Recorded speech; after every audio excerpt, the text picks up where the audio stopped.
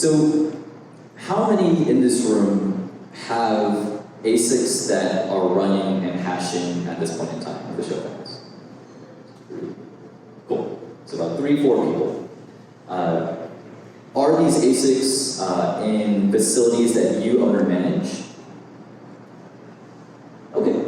So for individuals that have ASICs that are running in a facility that they do not own or manage, there are some complications that can occur during this entire process. As I mentioned, these hosting operators are still learning, they are growing, they are startups themselves. So we have to understand that this is not an industry that's been here for 10, 20, 30 years.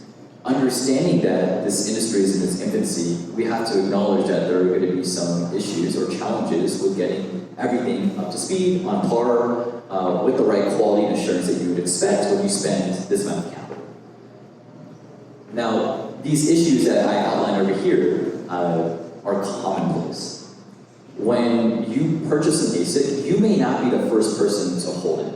You may ship it directly to the hosting operator. Now, if that happens, you have no way of inspecting the equipment that you're getting.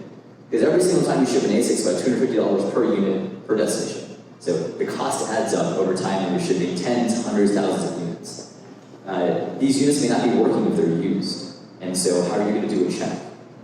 You also may have lots of downtime due to repairs. And are those repairs due to your units being faulty, or are they due to the hosting operator not necessarily performing their job in adequate conditions? How do you know that? How do you get information around that? It's not simple or easy. For most individuals that are looking at getting into Bitcoin mining as a business, they typically need to have their ASICs run in a facility that has electricity schedules that are low enough in costs for you to generate some revenues to be profitable over time. Nowadays, with the difficulty rate associated with the halving, it's more and more difficult for individuals to run profitable operations in their houses. We just can't get the best electricity rates coming over here in LA, unless you're living somewhere else, or you have facilities somewhere else, or a house somewhere else. You typically have to use enough electricity that pushes you to an industrial power schedule. And if you're in an industrial power schedule, are you going to buy your own equipment? Are you going to buy your own facility? Or are you going to basically give it to someone else to run? Which is the whole idea between having a hosting operator versus you doing it in-house.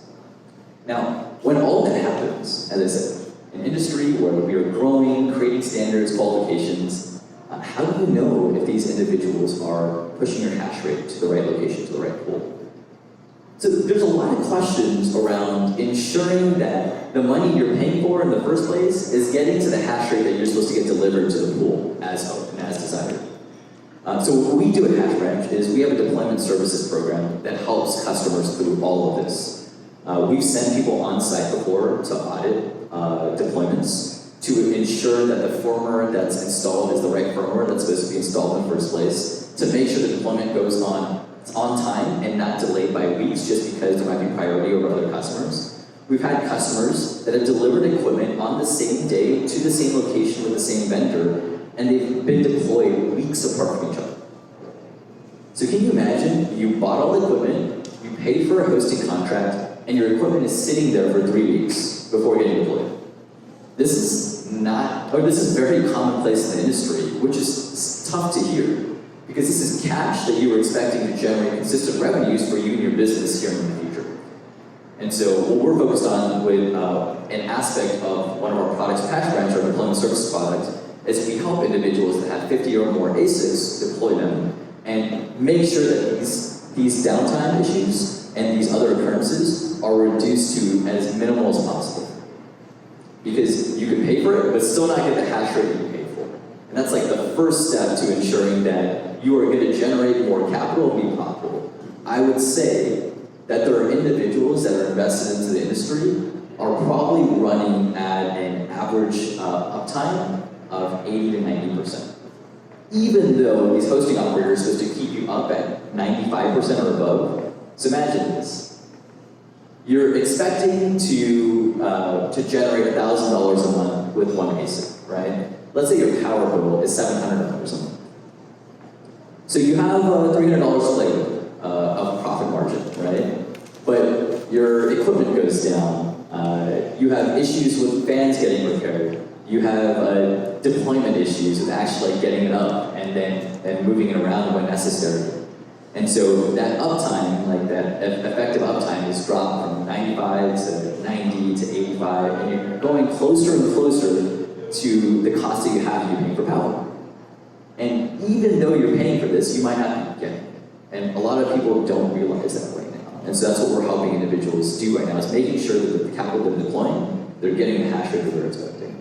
Is that service that you provide, is that like just you guys just getting on the phone, talking to the hosting provider, being like, hey, are these up yet? Are these up yet? Are these up yet? Is it just like, is that kind of the service that you provide to your business? It's absolutely part of it. So these hosting operators, so the question is like, how do we actually ensure that we help customers get the hash rate that they're expecting?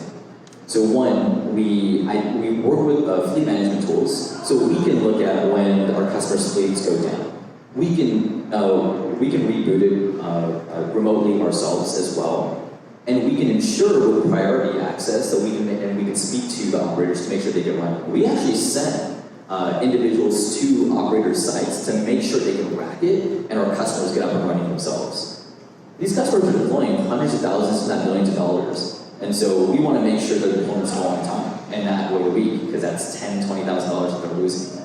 So that's the way we start off doing it. And we are looking at adding additional products and software products to make sure that there's no hash rate misdirection. We have audits of all the logs, making sure that the uptime is as designed, guaranteed, going to the pool and beyond.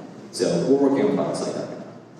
Would you consider eventually like just starting your own facility, like with the right credibility and kind of vertically integrating all of that? It's a good question. The question was, would we think about starting our own facility?